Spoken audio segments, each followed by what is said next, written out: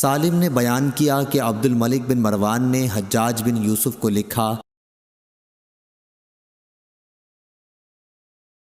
کہ حج کے احکام میں عبداللہ بن عمر رضی اللہ عنہ کے خلاف نہ کرے۔ سالم نے کہا کہ عبداللہ بن عمر رضی اللہ عنہ عرفہ کے دن سورج ڈھلتے ہی تشریف لائے، میں بھی ان کے ساتھ تھا۔ آپ نے حجاج کے خیمے کے پاس بلند آواز سے پکارا۔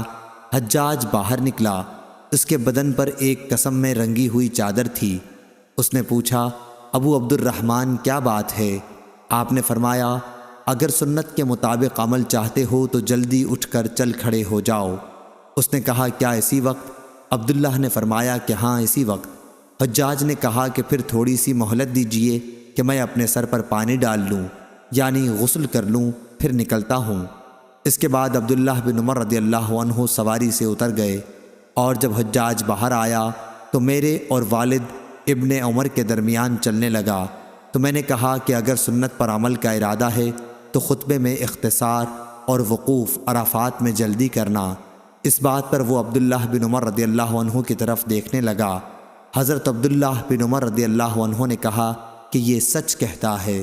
صحیح بخاری حدیث نمبر 1660۔